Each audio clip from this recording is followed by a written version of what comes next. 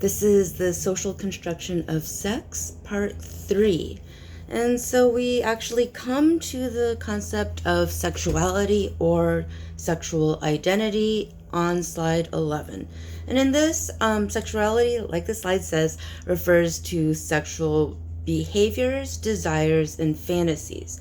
So it includes the things that people actually do, as well as the things that they think and dream about doing, even if they will never do them. And what psychologists have actually found is that a lot of fantasies people actually would never do, right? But it is something that does percolate in their brains. So what happens with this idea is that sexual orientation and identity is, well, the inclination to feel sexual desire towards and engage in sexual behaviors with persons of a particular sex or gender. What I say, though, is a lot of times when this has to do with any sexual identity except for heterosexuality, people have this tendency to focus on the sexual part of it rather than looking at the romantic and companionship parts of it. And they really do start fixating on sexual acts.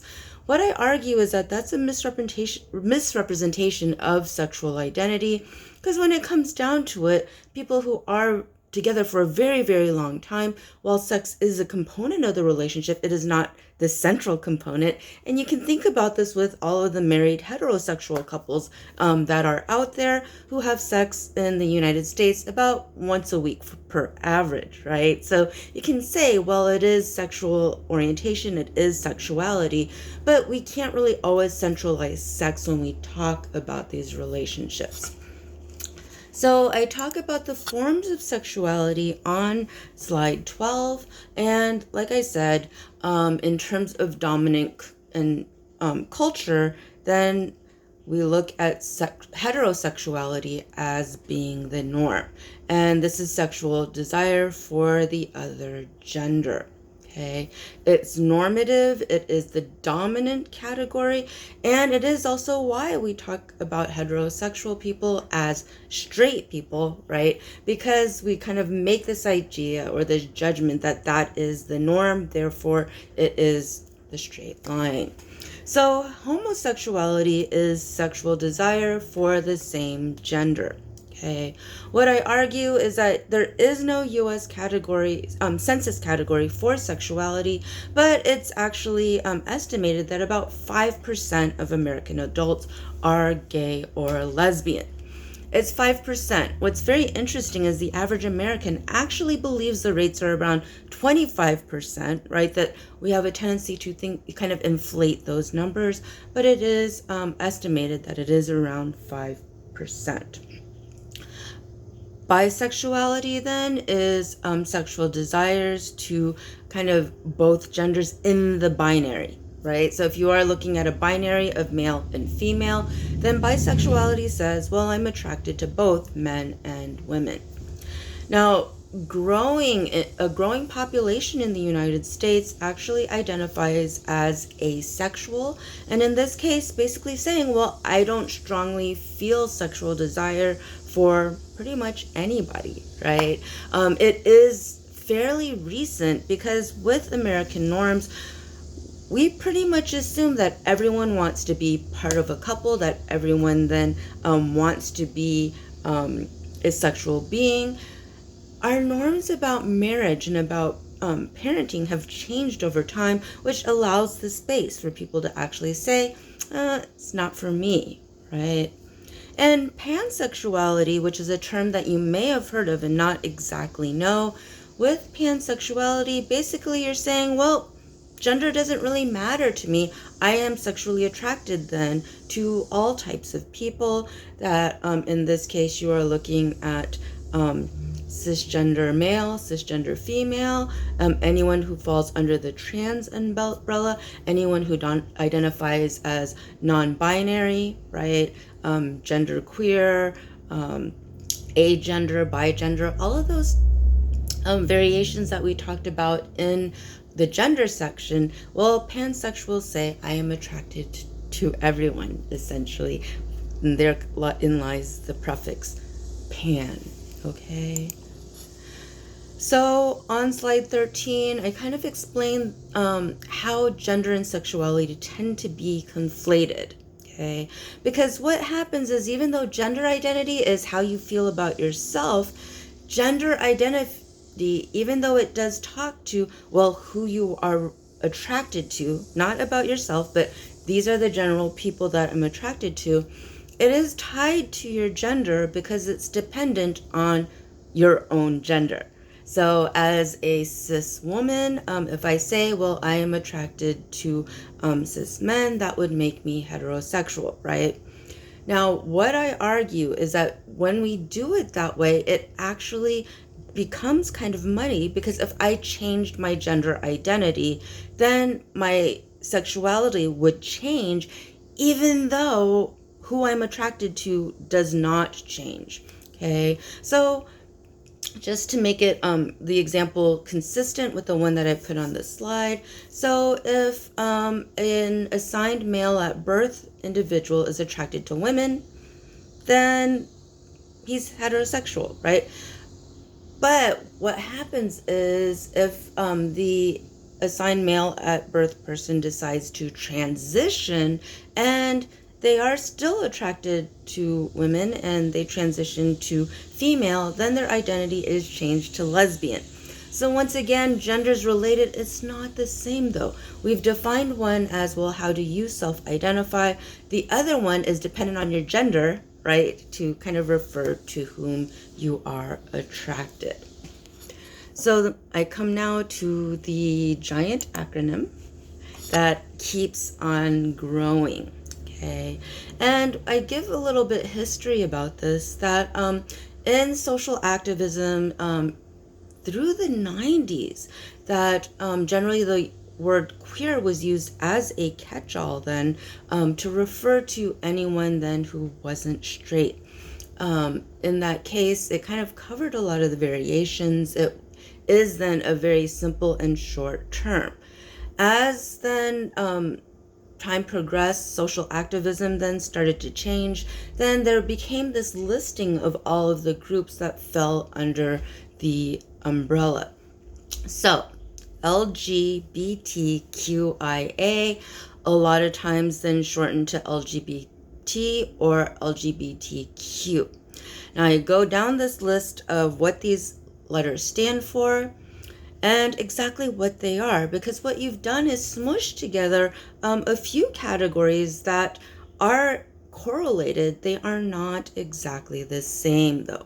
And that's where it gets a little bit confusing for people who don't know or who aren't part of the community, because they assume that all of these then involve sexuality, when in a couple of cases, and you are looking at this idea of gender identity and sexual identity.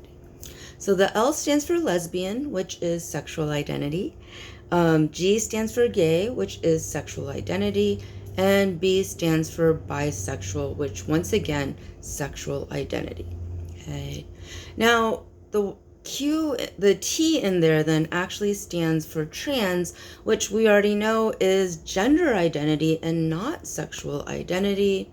That queer then, once again, that whole umbrella then, an umbrella term of any variations of sexual identity. Now the I in there actually stands for intersex, and we actually talked about this in the gender chapter, which is that intersex is actually about biological sex, not about gender. And then the A then for asexuality, and I made a mistake on the PowerPoint that I'm going to have to go back and change, is also about sexual identity. Quite a few people have mentioned to me that A actually stands for ally, and it does not. That if you are an ally and you are not part of the community, then you are not part of the community. That is, you can have kind of this courtesy insight, you support the community, but you are not part of the community. It is this difference then between being someone who empathizes, supports, and campaigns for a group rather than being part of the group yourself. So what I argue is that this acronym, and it's growingly unwielding because I'm hearing people put then a P on it for pansexual, a D on it for demisexual, which actually is a term that refers to people who need a strong emotional connection to have sex. It is becoming unwieldy, right, as it gets bigger and bigger. Okay. So the last slide on this then is about homophobia and transphobia. Okay. Now, a lot of people kind of misinterpret this idea because of the suffix phobia. Phobia then, as you guys already know, literally translates to fear. However, homophobia and transphobias are not phobias in the way that, arachnophobia is fear of spiders or claustrophobia is a fear of small spaces. Homophobia and transphobia actually refer to prejudice, discrimination, and hate then actually directed towards LGBT and trans people. Okay. This discrimination also happens on a systemic level, that even during all of this COVID stuff, when you would think that state governments would concentrate on something else, quite a few states have come up with anti-trans legislation that basically has written into law discrimination against trans people. Okay. It is then something that plays out on an individual level in extremely impactful ways. I think one of the things that happens, like personally with me, is that anytime that someone comes out to their family and their family greets them with acceptance and love, I always start crying. It's like I can't help but cry because the leading cause of homelessness among American teens is being rejected by a family after coming out. We kind of went over this in the very beginning of class with Durkheim, basically arguing that levels of suicide, levels of maladjustment among LGBTQ teens, very, very high, simply because all the social ties, all the communities that are supposed to be there for you regardless, that are supposed to accept you no matter what, when you are part of the LGBTQ community, as you come out, there is this possibility that your family rejects you, your religious faith-based community rejects you, the people at school, etc. Okay. So along these same lines, a hate crime is any act of harassment that is directed to an individual on the basis of their membership in a category of people. Okay. And in the case of LGBTQ, hate crimes actually then protected by the law in most cases. And it is anything to find that, well, if you are a member of a group and are targeted because of that membership, then it is a hate crime. But when we look at it, we aren't looking at things that you actually choose or in terms of the things that you and the behaviors that you engage in. It really is closely tied into the idea of identity, right? Stuff that you actually don't choose and are kind of ascribed to you by fate, by whatever. Okay, so this is part 3 of the social construction of sex. It should provide you with what you need for the quiz. And in the next lectures, then I will start in on race and ethnicity, which is the last unit for this semester.